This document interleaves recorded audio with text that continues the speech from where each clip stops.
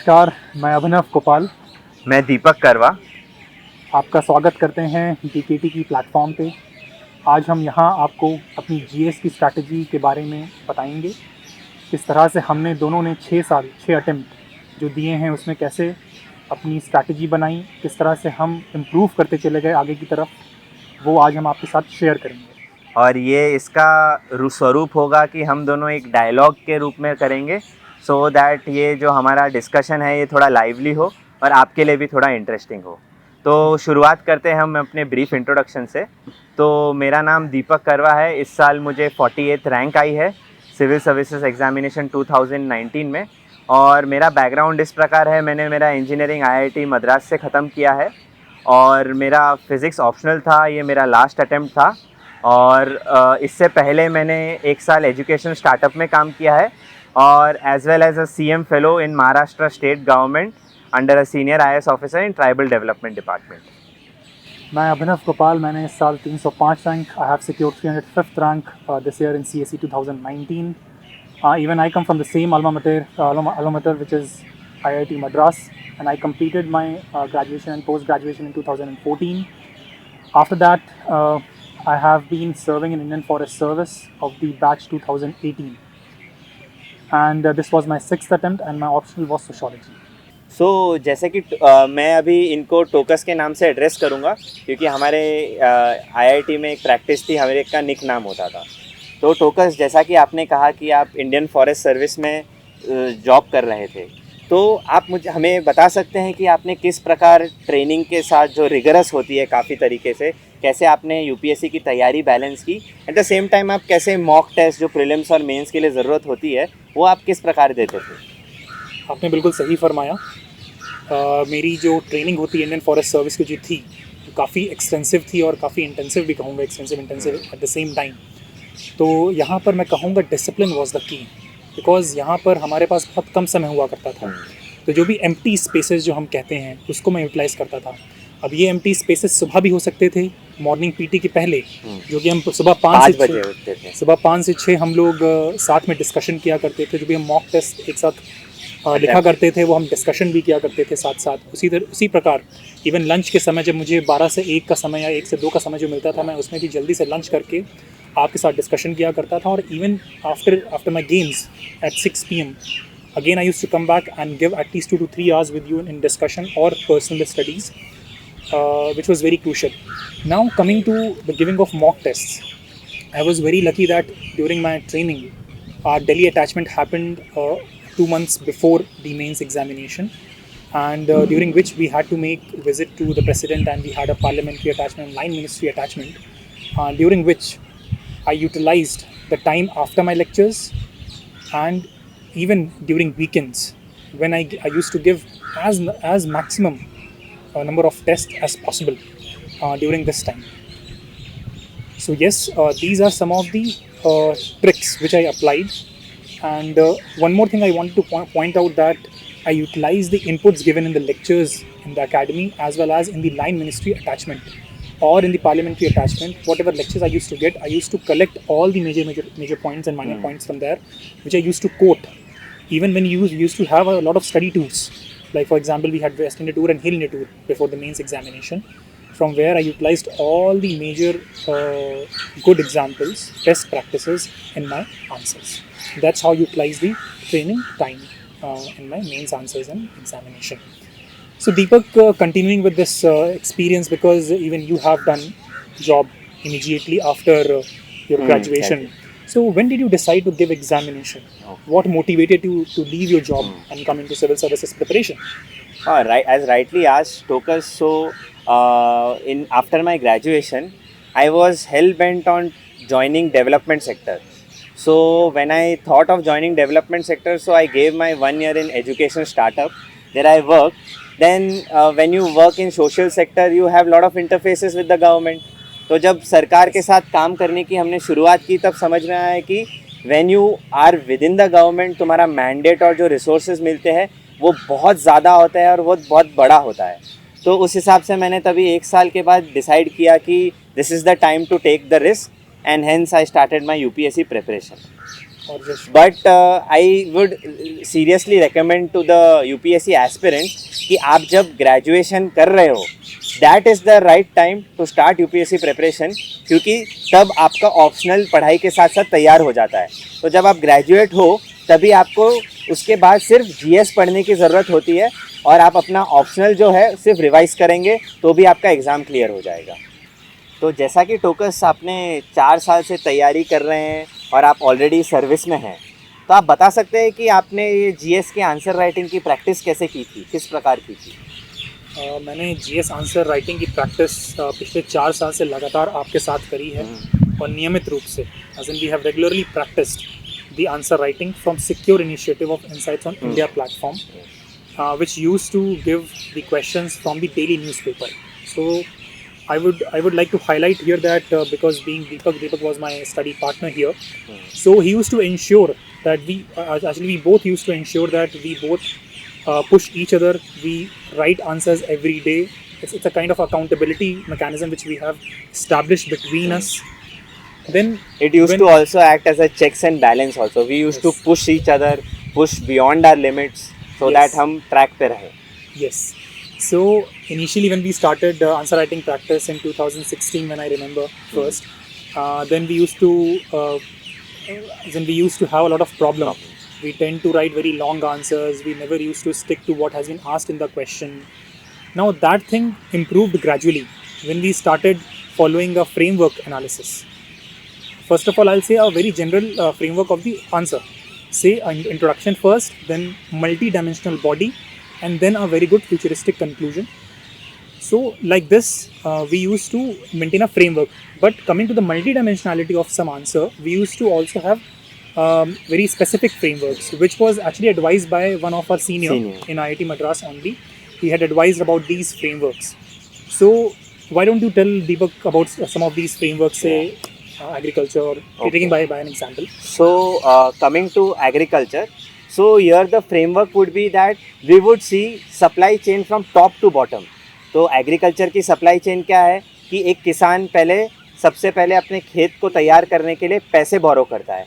तो पैसे बोरो करके वो इम्प्लीमेंट्स लाता है, खाद लाता है, सीड्स लाता है, फर्टिलाइज़र और हल लाता है, जोतता है। तो उधर से लेके एंड टू एंड जब वो अपना प्रोड्यूस है जो बेच के आता है, तो उस पूरे सप्लाई चेन में जो भी दिक्कतें आती है that issues we use to cover. Then other kind of framework is कोई भी इशू को आप 3 स्टेज पे देख सकते हैं, जैसे एक लोकल लेवल पे, एक स्टेट लेवल पे, nation and even at international level. Then the third way is कोई भी मुद्दे को आप एक स्टेक होल्डर एनालिसिस करके देख सकते हैं. जैसे कि अभी स्वच्छ भारत अभियान पे सवाल आया, तो क्यों अभी भारत इतना स्वच्छ है जो पहले नहीं था, तो उसमें हम हर स्टेक होल्डर को इन्वॉल्व करेंगे, जैसे बच्चे, बूढ़े, youth, business community, even the administration community.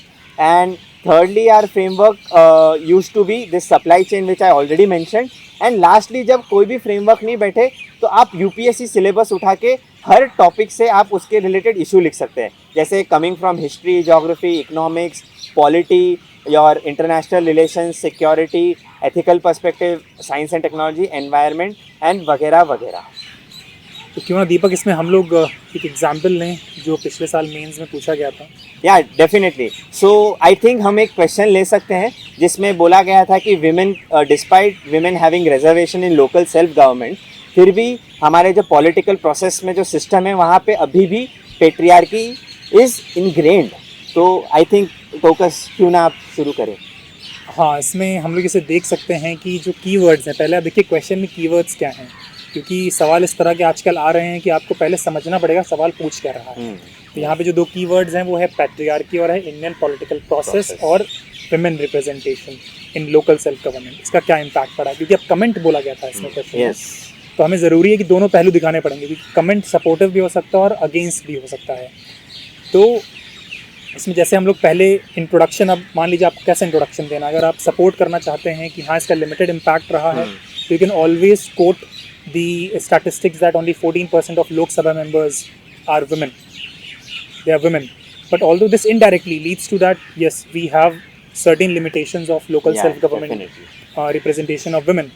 This you can quote initially in the introduction, or you can also start with the definition of say what is patriarchy and how and the role of patriarchy in Indian political process. Actually, definition of patriarchy would actually suffice in this condition.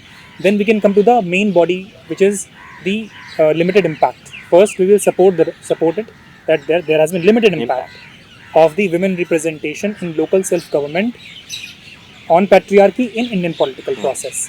So how do we substantiate it? Number one, we say we have a concept of Sarpanchpati, where the representation of women is there, but the real power lies with the husband.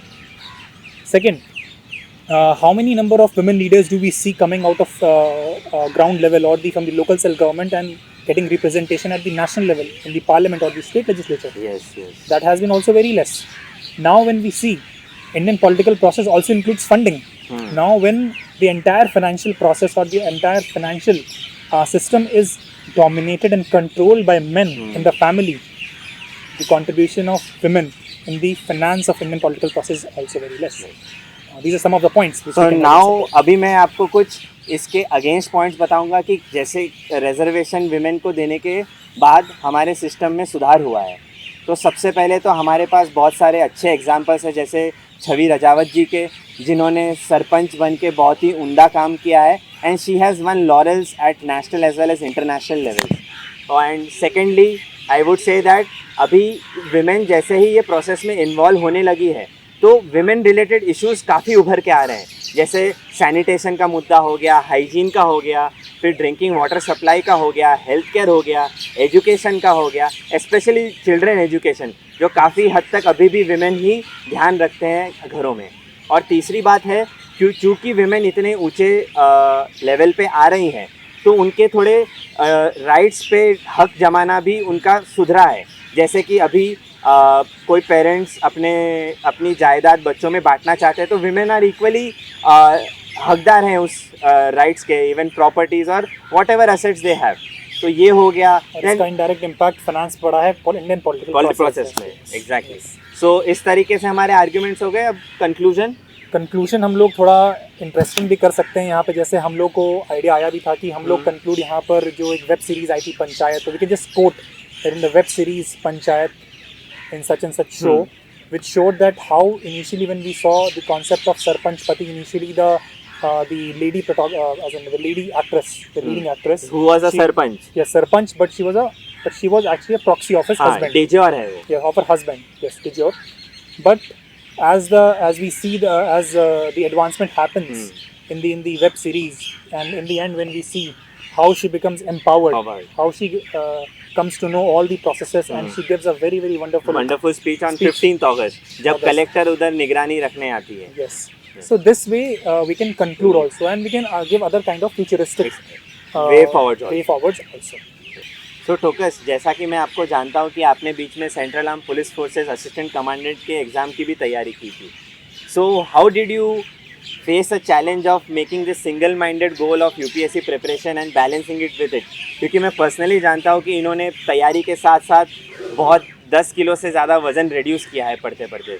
तो कैसे किया आपने? Actually ये बात है 2015 की CAPF exam की, और मुझे याद है 2015 का मेंस भी था.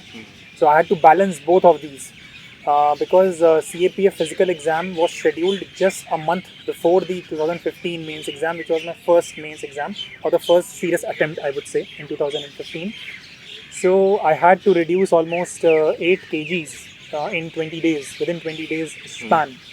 So yes, there was a multi-dimensional I would say objectives which came into, and I decided to hear to my heart that yes, I think I should go for physical examination, because that time I was almost 1 year had passed after my graduation.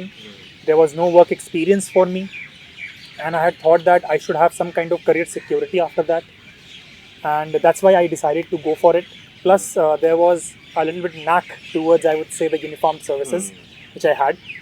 So yes, I did, and I listened to my heart, and thankfully I took out many positives from it, because I could maintain a very good fitness level after that. I got to know a lot about diet, as in what kind of diet we should maintain to be very fit, especially during preparation. Because in the coming years, I maintained my fitness, I maintained a good diet, which helped indirectly in increasing my efficiency in the mains examination preparation or the overall civil services examination preparation. And that's how I went through it and took out the positive and listened to my heart. That's the thing. Oh, great. So actually now, because we have been talking about this multidimensionality of our objectives, which reminds me that even Deepak, you went for the CM fellowship in Maharashtra, which was in between the preparation in your mind. You, after his, I think, third or fourth attempt, you went for the CM fellowship. And so what make you to divert from, should I say divert or multidimensionality? So, yeah, definitely. So I gave my first mains in 2017. तो उस समय मैंने CM fellowship के लिए भी apply किया था fortunately, क्योंकि मुझे ऐसा लग रहा था कि आई नीड अ ब्रेक, और I was a bit sceptical कि मुझे गवर्नमेंट सर्विस में जाना चाहिए कि नहीं जाना चाहिए. तो मुझे ऐसा लगा कि क्यों ना हम इनसाइडर पर्सपेक्टिव लें, वहाँ पे जॉब करके देखें कि कैसा फीलिंग आता है, क्या सच में हम कुछ कर सकते हैं कि नहीं. तो firstly it was a break in my preparation, and secondly तभी मुझे सेकेंड थाट्स भी आने लगे कि मैं ये एग्ज़ाम क्लियर कर सकता हूँ कि नहीं कर सकता. तो मुझे अपने लिए एक बैकअप प्लान बनाना था. So I decided to make a backup plan B in development sector. तो CM फेलोशिप करने के दौरान मुझे काफ़ी इंसाइट्स मिले UPSC के अंदर, और मेरा पर्सपेक्टिव काफ़ी ब्रॉडन हुआ. तो इस तरीके से जब मैं अंदर से देखने लगा तो मैं आंसर्स पहले जो लिखता था, और वो टोकस भी अग्री करेंगे कि फेलोशिप के बाद मेरे आंसर्स काफ़ी एनरिच्ड होते थे, और ऐसा लगता था कि मैंने दिल से लिखा है. और पहले थोड़े थियोरेटिकल आंसर्स होते थे जो हमने नोटबुक्स या बुक्स में पढ़ रखी है. तो इस तरीके से मेरे एक्सपीरियंस ने मुझे एनरिच भी किया, and there I worked on a very good law called forest rights act. तो जिस पे मेरे प्रोजेक्ट का एक भाग था, जिसमें मेरी मेंटर जो IAS ऑफिसर है उनको PM अवार्ड्स में शॉर्टलिस्ट भी किया गया, और मैं यहाँ दिल्ली में आके प्रेजेंटेशन देने का मौका भी मिला. So I would say that a backup plan और a plan B always helps you to remain stable. मन को शांति देता है और कंधे से एक बोझ हटा देता है कि तुम्हें UPSC के आगे भी जीवन है. The life does not and here, but fortunately उसको हमें कॉल करने की ज़रूरत नहीं पड़ी, but it helped us during our UPSC journey. And in hindsight, when we see that, it helped us in our interview also. His entire interview was based on his experience in CM fellowship. And rightly, इनका भी interview पूरा ही almost forest service और उसके related issues पे ही था.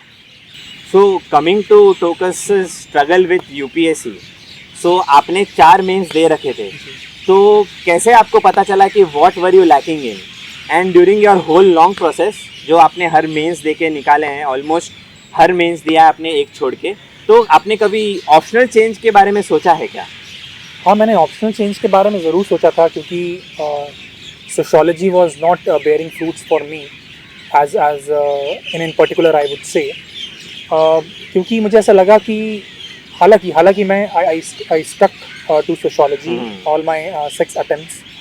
And the reason was that I was improving every year, as in my marks were improving every year, and I realized that what mistakes I was doing in my previous attempts, which included lack of answer writing practice, which included lack of content, and even not answering what has been asked in the question, and answering or writing those things which I know rather than what has been asked. These 3 basic things which were lacking in my previous attempts, which I kept on improving, and my marks kept on improving in sociology, and that's why I stuck with sociology as optional in this case. So yes, I stuck with sociology in all my attempts. Now this reminds me, Deepak, that even you have given one mains before this last attempt, which was with physics. Yes. What was your experience with the optional? And because you being coming from IIT and you had taken physics as your optional, so what was your experience and why did you not change the optional physics? So definitely physics was very close to my heart. But definitely मैंने physics को थोड़ा 17th attempt में lightly लिया, क्योंकि मैंने सोचा कि coming from IIT मेरा स्ट्रॉन्ग रहेगा physics. So I would like to recommend all the aspirants that अपने ऑप्शनल को लेके कभी ओवर कॉन्फिडेंट ना रहें. Yes. अपनी तैयारी के दौरान you should maintain balance between general studies and optional. दोनों आपको अच्छे मार्क्स दिलाएगा. तो आई थिंक आपको 50-50 टाइम देना चाहिए to GS as well as optional. तो जो मैंने नहीं किया, लेकिन मेरे 19th अटेम्प्ट में मैंने उसको कॉम्पनसेट करते हुए फिज़िक्स को थोड़ा ज़्यादा समय दिया, और इस तरीके से it fetched me very good rewards. So coming to Tokas, आपने तो फॉरेस्ट सर्विस का एग्जाम भी क्लियर किया है, सो आपका तो ह्यूमैनिटीज ऑप्शनल था यूपीएससी में, so how did you manage the new optionals? और आप जरा एस्पिरेंट्स को बता सकते हैं कि what factors they should take in order to change the optional? हाँ, ये मैं ज़रूर बताना चाहूँगा क्योंकि मेरा जो ऑप्शनल थे फॉरेस्ट सर्विस के एग्जामिनेशन में वो था जूलॉजी, ZOO लॉजी से कहते हैं, जूलॉजी है, जूलॉजी और एग्रीकल्चर। और ये दो ऑप्शनल चूज़ करने का रीज़न जो था because I had my background as an I had done my graduation and post graduation in biotechnology, and in that way my paper 2 in zoology and paper 2 in agriculture were actually covered, so basic background was already there, so it was very easy for me to grasp whatever the concepts were there in very limited time. Now coming to the optional change question, because this reminds me that when I was choosing the optional during my graduation days, because I had chosen sociology in my last year, because in IIT we do get the opportunity of having interdisciplinary courses. So I had taken sociology as an option, which I liked so much that I went on to study so many books, and I thought this must be the option which I must take, which I'm interested in, which I'm liking to read. But again, the caution comes here, which I want to say, is that you should always go through whatever the subjects you feel are closer to your graduation subjects, or which you feel would favor you, or you'll like to read for longer hours and longer years even in such cases. And you should go through the syllabus, you should go through the previous year question papers, so as to decide whether you will be able to answer those questions or not, or which you would like to take up in next few years. और इसमें मैं और एक चीज़ भी add करना चाहता हूँ कि अगर आपका बैकग्राउंड हो वो ऑप्शनल में, तो इट विल डेफिनेटली ऐड कि आपने इकोनॉमिक्स में BA करके आप हिस्ट्री ऑप्शनल ले रहे तो कहीं सेंस नहीं बनाता।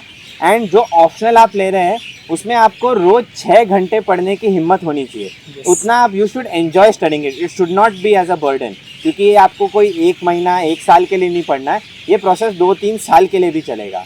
सो इसमें ये भी था कि सेकेंडरी फैक्टर्स भी हम जोड़ सकते हैं, क्योंकि सेकेंडरी फैक्टर्स और क्या हो सकते हैं, do you have good sources to study, do you have books available or not, do you have, if you want to take coaching, then do you have good coaching institutions available, because even Deepak had taken, even I had taken the support of the coaching institutes in this case in our optionals.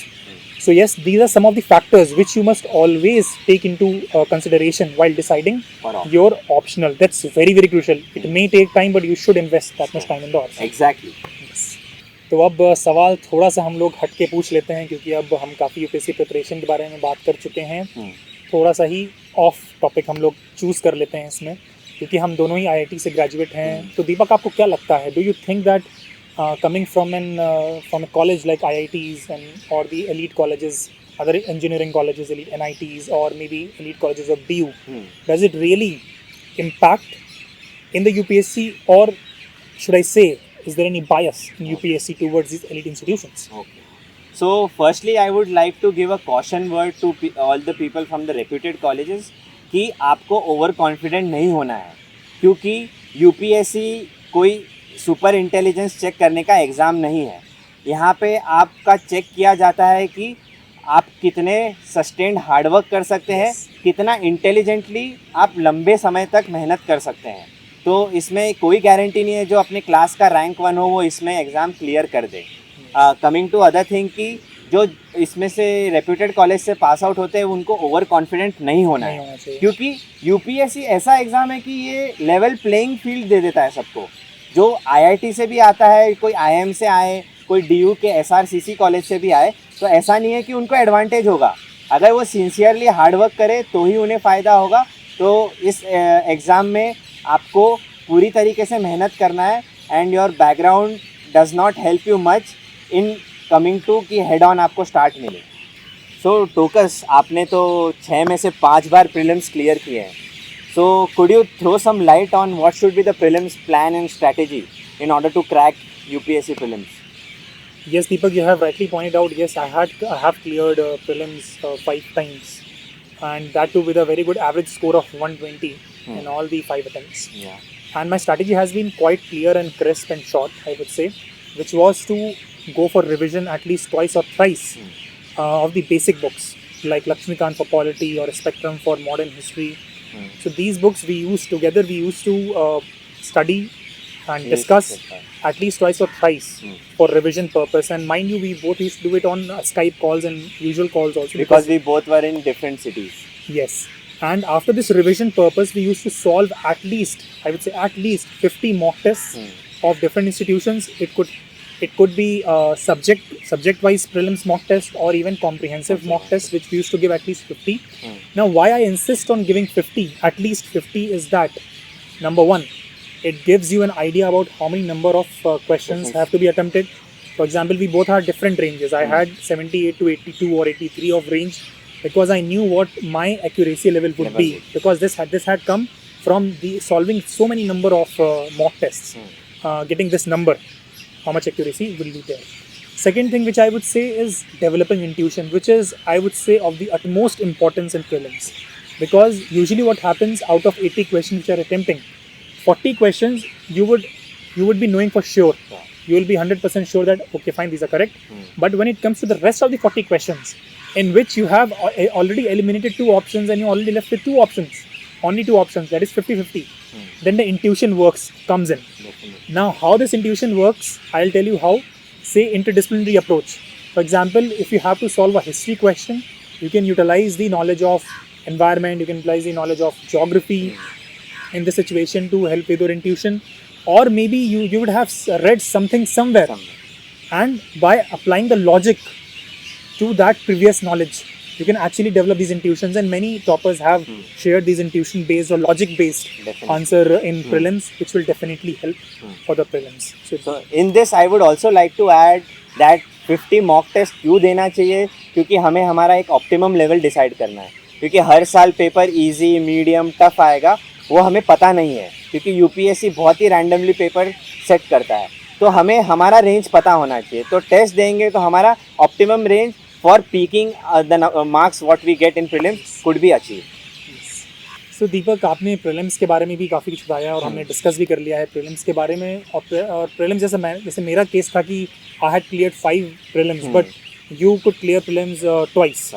So what do you think which is important to keep in mind to clear prelims, because you have faced that hurdle for almost 4 years? Yeah. So prelims देते वक्त तो एक तो हमारा जो mental टशन है उसे हमें असाइड रख देना चाहिए. इसमें हमें ये नहीं सोचना चाहिए कि मैं यहाँ से हूँ XYZ कॉलेज से पास आउट हुआ तो मेरा क्लियर नहीं हो रहा है, क्योंकि ये एग्ज़ाम आपका पेशेंस भी टेस्ट करता है. तो मैं ऐसा कहना चाहूँगा कि मेरे जो पहले 2 अटैम्प्ट थे वो मैंने सीरियसली नहीं दिए थे. So I would request to all the aspirants कि जो भी आप अटैम्प्ट दो वो सीरियसली दो.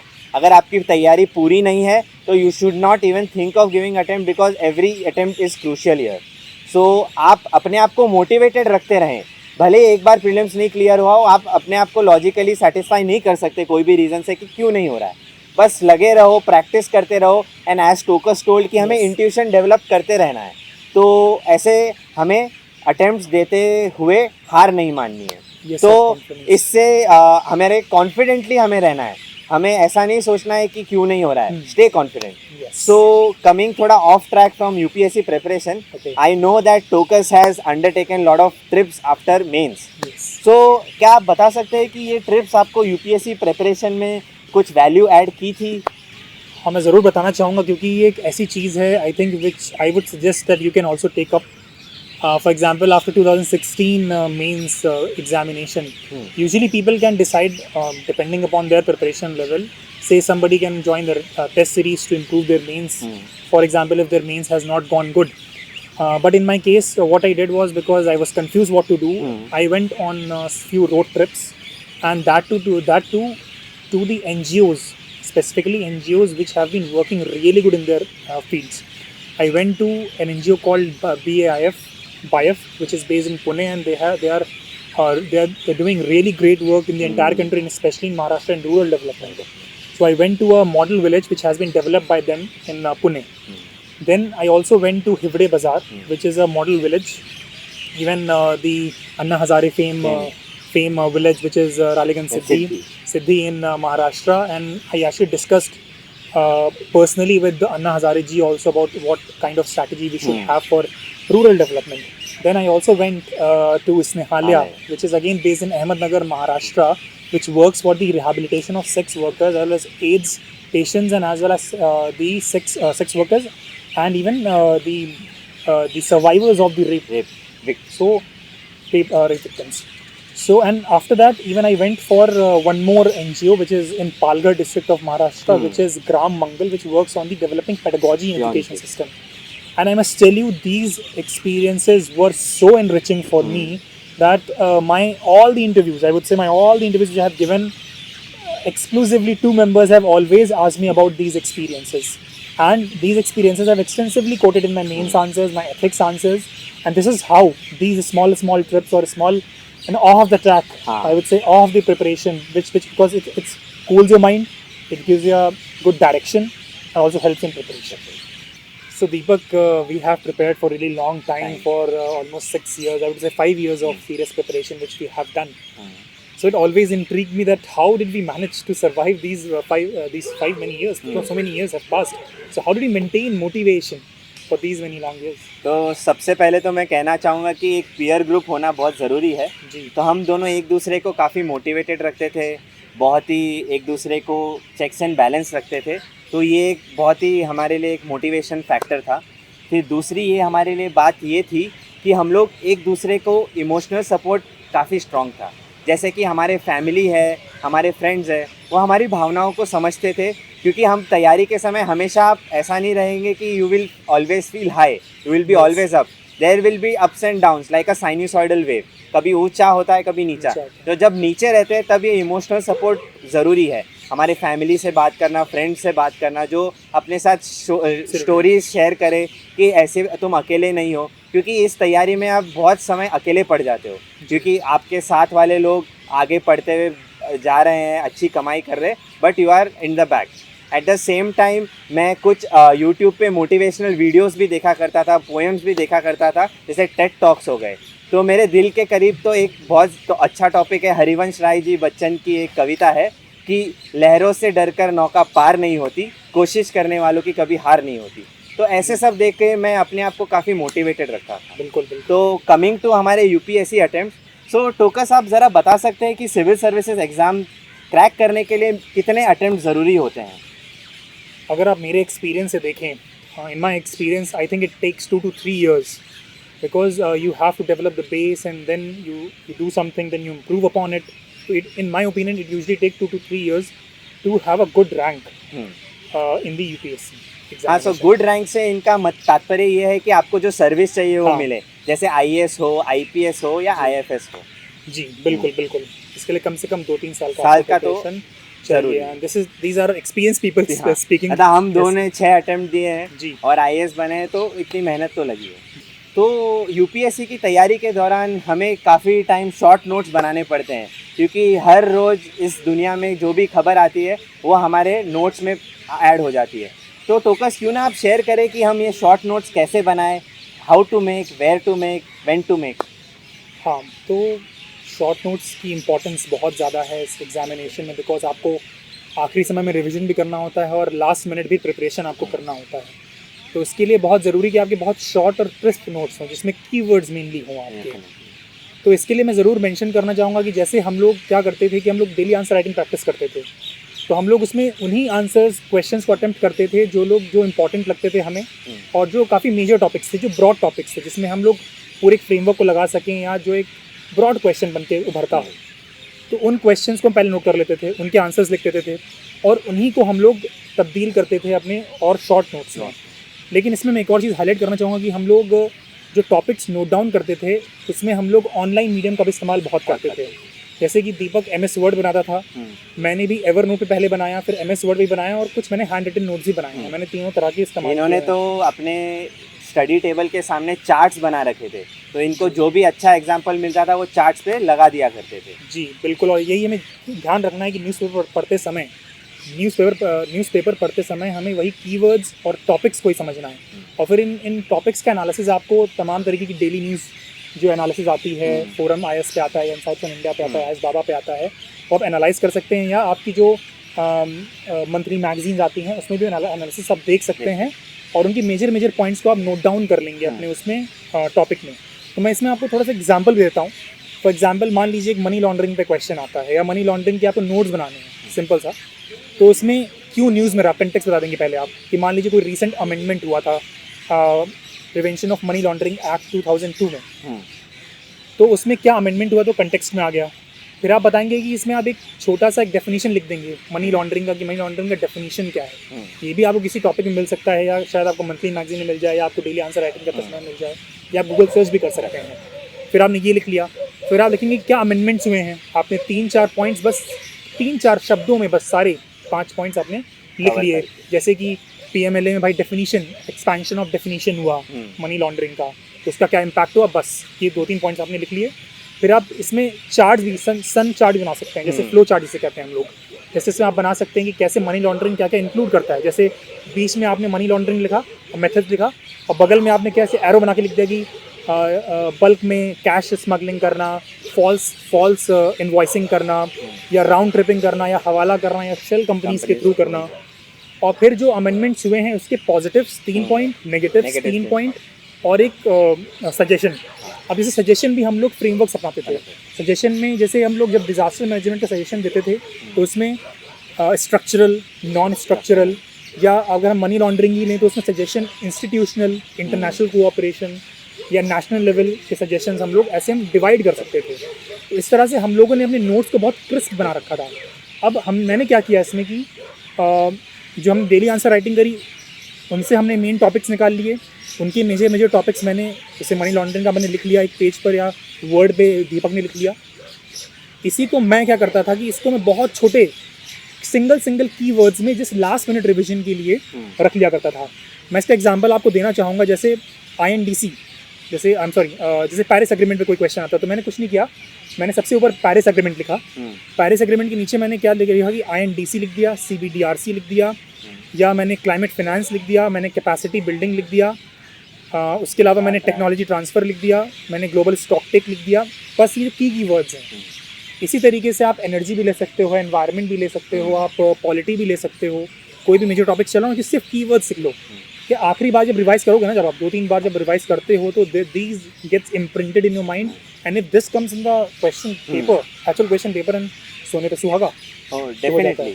तो इसमें मैं और एक चीज़ भी ऐड करना चाहूँ कि डिजिटल मीडियम में आप एवरनोट भी यूज़ कर सकते हैं, माइक्रोसॉफ्ट वर्ड भी यूज़ कर सकते हैं। इसमें आप फिजिकली नोट्स भी बना सकते हैं, अपनी सहूलियत के हिसाब से करें। ये एग्ज़ाम में कोई बायस नहीं है कि जो डिजिटली बनाएगा वही क्लियर करेगा। हाँ। तो जो टोकस ने चीज़ बोली उसमें मैं और एक चीज़ ऐड करना चाहूँगा कि इसके साथ ही साथ एक कोट्स का भी आप फाइल बना के रखें जिसमें काफ़ी मोटिवेशनल कोट्स रहें। जैसे कि गांधी जी बोलते थे कि cleanliness is next to godliness. तो ये सब चीज़ आप वे फॉरवर्ड या इंट्रोडक्शन में आसानी से यूज़ कर सकते हैं। एट द सेम टाइम आपके पास एक स्टैटिस्टिक्स की फाइल भी होनी चाहिए। ये स्टैटिस्टिक्स आपके आंसर को एनरिच करता है, सब्सटैंशिएट करता है, और वो आधा मार्क भी आपको अगर मिल जाए तो it can make wonders for you. तो इस तरीके से ये तो हम करते थे। और जैसे टोकस ने मेंशन किया कि आपके पास एक जार्गन होना चाहिए। जार्गन्स कोई भी एक टॉपिक के रिलेटेड आपके पास कीवर्ड्स होने चाहिए कि कुछ नहीं तो अगर समय का अभाव भी हो तो वो जार्गन्स लिख के आप वो आंसर में एटलीस्ट 2-3 नंबर भी ला सकते हो। इसका एग्जांपल भी आई थिंक देना चाहिए हमें। हाँ, तो जार्गन्स का एग्जांपल तो हम एक एथिक्स का नहीं, एक्चुअली उसका भी लिख सकते हैं, last mile and middle mile and exactly. तो जैसे कि हमारे पास कोई सोशल पॉलिसी का क्वेश्चन आ जाए तो उसमें हमारा एक फ्रेमवर्क डेवलप किया गया था विद जार्गन, जो हमने इकोनॉमिक सर्वे से सीखा था कि that is first mile connectivity, middle mile connectivity, last mile connectivity. तो ये जार्गन्स में अगर आप जाओगे तो फर्स्ट माइल कनेक्टिविटी मतलब इनिशियली आप कैसे बेनिफिशियरीज को ढूंढेंगे, मिडिल माइल में आप कैसे कोऑर्डिनेशन करेंगे, लास्ट माइल में आप डिलीवरी कब तक वो पब्लिक सर्विस की देंगे। तो इस तरीके से अगर आपने जार्गन्स किया तो आपके क्वेश्चन विद फ्रेमवर्क आसानी से क्लियर हो जाएंगे। तो 3 चीज़ें देखिए इसमें ध्यान रखिएगा जो हमने आंसर नहीं बताई है। इंट्रोडक्शन, इसमें डेफिनेशन, स्टैटिस्टिक्स, कंटेक्स्ट तीनों आ सकता है। फिर आता है मेन बॉडी जो कि मल्टी डायमेंशनल होता है और उसमें हम लोग फ्रेमवर्क अप्लाई करते हैं। पहले भी दीपक ने कई फ्रेमवर्क्स बताए थे, आप फिर से देख सकते हैं। और ये भी एक फ्रेमवर्क जो हमने बताया कि कोई गवर्नमेंट पॉलिसी है तो उसमें हम ये फ्रेमवर्क भी अप्लाई कर सकते हैं और जार्गन्स को यूज़ कर सकते हैं। और फिर हमने कंक्लूजन बताया था जिसमें कंक्लूजन में वे फॉरवर्ड, फ्यूचरिस्टिक भी हो सकता है या एक तरह का समराइजेशन। और आप एक कुछ कोट भी लिख सकते हैं उसमें। यस, कोट भी लिख सकते हैं। बहुत बेंजामिन फ्रैंकलिन का कोट है कि energy and persistence can conquer all things. तो ऐसे कई चीज़ें यूज़ कर सकते हैं। सो हम अब इस पे आते हैं कि एथिक्स में हमने क्या क्या किया। तो एथिक्स में जैसे कि मैंने बताया कि आपको जार्गन्स यूज़ करने हैं, तो क्यों ना टोकस आप ही बताएं कि ये एथिक्स की क्या स्ट्रैटेजी होनी चाहिए। हाँ, क्योंकि मैंने एथिक्स में काफ़ी कॉम्प्रिहेंसिव एक स्ट्रैटेजी को माना था, क्योंकि मैंने एक्चुअली पिछले 2-3 सालों में ही डेवलप करी थी, जो विद एक्सपीरियंस जो मैंने डेवलप किया था। Obviously with the guidance of the seniors और उनके नोट्स मैंने लिखे थे। मैंने क्या किया उसमें जो मेजर की वर्ड्स हैं जो आपके सिलेबस के and which have been asked in previous years. So I had made few columns, like first column was about these keywords, then the second column was the definition, 1 or 2 line definition of each of these keywords. Then third column was regarding example from my own life. Fourth column was regarding the example from any great personality, be it APJ Abdul Kalam or be it Atal Bihari Vajpayee or TN Session, Kiran Jivedi. Yes, and the fourth column was regarding civil servant. So we had the definition part also and the example part also covered very comprehensively in this document. And also we used to take a lot of quotes also from our quotes document and statistics also, which we used to extensively we used in our case studies. For example, most of our case studies used to end with a shloka if you remember. Right. So continuing with the strategy part, I think we should move on to essay part. No, one more thing I would like to add in ethics, that ethics हमें mains से 1 महीने पहले ही नहीं पढ़ना है। हमारा prelims खत्म होते ही हम लोग एक स्ट्रैटेजी फॉलो करते हैं कि every day we used to write ethics answer, be it section A, be it section B of case studies. लेकिन ये आपको डिसिप्लिन तरीके से एक एक आंसर लिखना है, क्योंकि एथिक्स बहुत इंपॉर्टेंट रोल प्ले करता है in deciding what rank do you get, because एक एक मार्क वहाँ बहुत वैल्यूएबल है। तो आप रेगुलरली कुछ फिलोसॉफिकल पार्ट का भी आंसर लिख सकते हैं। At the same time case studies आपको ज़रूर करनी पड़ेगी, and your study partner also plays a very big role, क्योंकि डिस्कशन से ही हमारा केस स्टडी एनरिच होता है with multiple perspective and multiple dimension. Yes, and just to add to this, that when we used to practice these case studies, we used to practice 2 case studies every day in this situation, and we practice it from previous year papers. We practiced it from different coaching institutions which used to provide mains case studies. So we used to write and then discuss, as Deepak has already mentioned about it, and we used to ensure that we used to end with shloka or quote and statistics. Yes. So these are the basic things which we applied in ethics and which we believe has worked this year. Now moving on to the essay strategy, because that's also a very important part, and the same strategy we had applied here also. So why don't you, Deepak, tell us about in more detailed manner how you studied for it? So in between prelims and mains, we generally have a time of 3 months. Yes. So 3 months brings down to 12 weeks. So last 2 weeks तो आप revision में देंगे, तो आपके पास in total बचते हैं 10 week. तो हमने एक डिसिप्लिन तरीके से ये ठान ली थी कि हमें 10 से 15 ऐसे तो लिखने ही हैं। Yes. तो हम every weekend, be it any day, लेकिन weekend was easy to pick and choose and fix it, because बाकी दिन हम बाकी आंसर के एनालिसिस करते थे और टेस्ट भी देते थे। तो हमने हर वीकेंड पे एक ऐसे ले लिया, और ऐसे भी ऐसा नहीं कि टॉपिक रिपीट करेंगे। Half of the essays would be philosophical in nature and half of the essays would be very topic based. जैसे एक दिन एजुकेशन का लिख दिया, अगले हफ्ते हेल्थ केयर, अगले हफ्ते women issues, crime, international issues. तो हम इसमें ऐसा करते थे कि ऐसे एक लिख लिया, तो हम लोग अपना एक दूसरे से 3 ऐसे एक्सचेंज करते थे, and then we used to provide feedback to each other. तो इस तरीके से हमें अलग पर्सपेक्टिव भी मिलता था, और एक स्टडी ग्रुप का जैसे एडवांटेज पहले भी आपने बोला कि एक चेक्स एंड बैलेंस होता था, so that we don't fall back and be lazy. And in the last few weeks आप अपने आप को वो नैक देने के लिए यूपीएससी की तरह आप 2 ऐसे बैक टू बैक लिख सकते थे। बट कीप इन माइंड कि आपको फिलोसॉफिकल एसेज भी लिखने, क्योंकि पिछले कुछ सालों का ट्रेंड है कि एक पार्ट ऑफ ऐसे फिलोसॉफिकल ही टॉपिक्स आते हैं। तो एक फिलोसॉफिकल रहे और याद रहे, दूसरा टॉपिक वाइज रहे। और इसमें मैं थोड़ा सा एक और एक चीज़ ऐड करना चाहूँगा, क्योंकि हम लोग ने कई बार we used to challenge that कि some of the topics which for example when you see the topic, nothing used to come in our mind, so we attempted those essays also, as in we wanted to know what happens usually when we are blank about a topic. So we have attempted those also. तो जैसे कहते हैं कि hope for the best, prepare for the worst. So इसमें आपको ये ध्यान रखना है कि आप जो आंसर्स भी लिखे, एसेज भी लिखे, उनको लिख के फेंकना नहीं है। Those are the golden documents. उसको प्रिजर्व करना है, उसमें फीडबैक है, वो भी आपको एक नोट्स की तरह एक्ट करेंगे। तो आप जब पेपर देने जाओ उसके पहले रिवाइज करेंगे तो आई थिंक इट इज़ सफिशिएंट, और टोकस भी इसको सेकंड करेंगे। बिल्कुल, और ऐसे में मल्टी डायमेंशनलिटी भी बहुत मैटर करती है, जैसे आंसर्स में करती है, और दीपक इस मामले में बहुत सही थे, क्योंकि ये मल्टी डायमेंशनल बहुत ज़्यादा डायमेंशंस को लाते थे। जैसे मैं एक एग्जांपल जस्ट दूंगा जो मुझे लगता है कि मैंने एक एक्स्ट्रा एज लेने के लिए हमेशा करता था मैं, वो ये था कि जैसे मैंने कुछ नई चीज़ पढ़ता था, मैं अखबार में जैसे डेथ हुआ करती थी मेजर पर्सनालिटीज़ की, तो मैं उनको बहुत कोट करता था। जैसे मुझे याद है कि 2016 के मेंस के एग्ज़ाम के टाइम पर चार्ल्स कोरिया एक बहुत फेमस आर्किटेक्ट हैं, जिन्होंने चंडीगढ़ के जो फेमस आर्किटेक्ट है उसको पूरा उन्होंने डिज़ाइन किया हुआ है। तो इवन मैं उनको कोट किया करता था कि एक आर्किटेक्चरल डायमेंशन को भी मैं ऐड किया करता था कि इनोवेशन के रूप में आप आर्किटेक्चर का भी डायमेंशन आप ऐड कर सकते हैं। उसी तरीके से जो जितनी भी फेमस पर्सनालिटीज़ उस साल जिनकी डेथ हुआ करती थी, तो हम उनकी लाइफ के एग्जांपल्स को लिया करते थे। ये बहुत इम्पोर्टेंट था। मल्टी डायमेंशनलिटी तो शायद आई थिंक दीपक आप बहुत बता पाएंगे। तो मल्टी डिमेंशनलिटी में मैं ये कहना चाहूँगा कि किधर आपको कुछ भी समझ में ना आए तो आप यूपीएससी का सिलेबस उठाएं और उसमें एक एक टॉपिक का एक एक डायमेंशन जोड़ें। जैसे हिस्ट्री हो गया, ज्योग्राफी, सोसाइटी, फिर आप आ जाओ polity, law, constitution, social programmes, international relation, फिर आप आ जाओ economics, agriculture, science and technology, then coming to environment and then internal security, फिर आप एथिकल पर्सपेक्टिव भी जोड़ सकते हैं। तो अगर आपने ये टॉपिक्स कवर कर लिए तो इजीली आपके 1000 वर्ड्स बन जाएंगे, अगर जो ऐसे में आपको कुछ भी क्लियर ना हो, क्योंकि ये एक रामबाण सोल्यूशन है। तो इस तरीके से हम ऐसे अटेम्प्ट करते हैं। और अगर मान लीजिए कई बार आपको इस तरह के डायमेंशंस नहीं भी समझ में आ रहे हैं, तो आप कीवर्ड्स को पकड़िए उसमें, और कीवर्ड्स को देखिए आप किस तरह से सोच सकते हैं, या उस ऐसे को मोटे मोटे तौर पे 2 में भी डिवाइड कर सकते हैं, 2 भाग में डिवाइड कर लीजिए, और फिर उन 2 भाग को कैसे आप मल्टी डायमेंशनली डिवाइड कर सकते हैं वो भी आप देख सकते हैं। तो आई थिंक ये मोटी मोटी एक स्ट्रैटेजी हमने जो ऐसे में अप्लाई करी थी, और हमने अटेम्प्ट देखिए बहुत करे, हमने बहुत प्रैक्टिस करी। इस कारण हमें समझ में आ गया कि हमें कहाँ पे क्या डायमेंशन अप्लाई करना है और कहाँ पे जहाँ डायमेंशन अप्लाई नहीं हो रहे हैं वहाँ क्या करना है। तो हमने दोनों चीज़ें यहाँ पे कोशिश करी। तो आई थिंक हम यहाँ पर कह सकते हैं कि हमने मोटे मोटे तौर पर ऐसे एथिक्स और जनरल स्टडीज़, प्रीलिम्स, मेंस, कि हमने मोटे मोटे तौर पर इवन पोस्ट मीन्स आपको क्या करना चाहिए हमने यहाँ पे कवर कर लिया है। अगर आपकी और भी कोई सवाल हैं तो आप हमसे पूछ सकते हैं नीचे कमेंट्स में, या लिंक के माध्यम से जो हम आपको दे रहे हैं यहाँ पर। और हमने हमारी स्ट्रैटेजी रिटन तौर पे भी अपने ब्लॉग्स में भी दे रखी है, तो वो आप ब्लॉग ऑनलाइन सर्च भी कर सकते हैं, csewiki.org पे भी देख सकते हैं।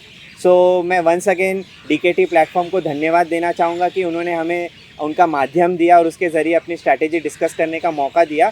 But also I will just like to add कि hard work always pays of.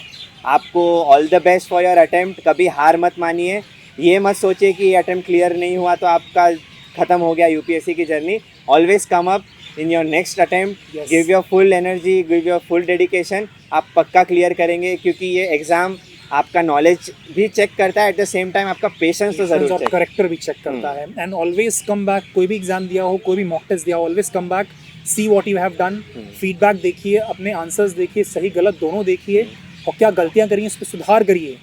तो मैं ज़रूर इसमें कहना चाहूँगा कि आप कुछ भी करें, आप मॉक टेस्ट दें, आप एग्ज़ाम दें, मेंस का एग्ज़ाम दें, प्रीलिम्स का एग्ज़ाम दें, मॉक टेस्ट दें, प्रीलिम्स का, मेंस का, किसी का भी, ऑलवेज कम बैक, सी आपने क्या गलती करी, क्या सही किया, फीडबैक लें, सुधार करें, इम्प्रूव करें। That's very important. देखिए अपनी गलतियों को समझ कर उसमें सुधार करेंगे तभी आप इम्प्रूव करेंगे, और इसमें पेशेंस बहुत काम आएगा, आपका करेक्टर बहुत काम आएगा। और यहाँ पे मैं ज़रूर कहना चाहूँगा, और दीपक ने भी इसको बीच में कहा भी था, जो हम दोनों के लिए एक मोटिवेशनल, इन 5 सालों में इतना मोटिवेट किया जिन लाइंस ने हमें, हम फिर से दोहराना चाहेंगे। सो लहरों से डर कर नौका पार नहीं होती, कोशिश करने वालों की कभी हार नहीं होती। Thank you.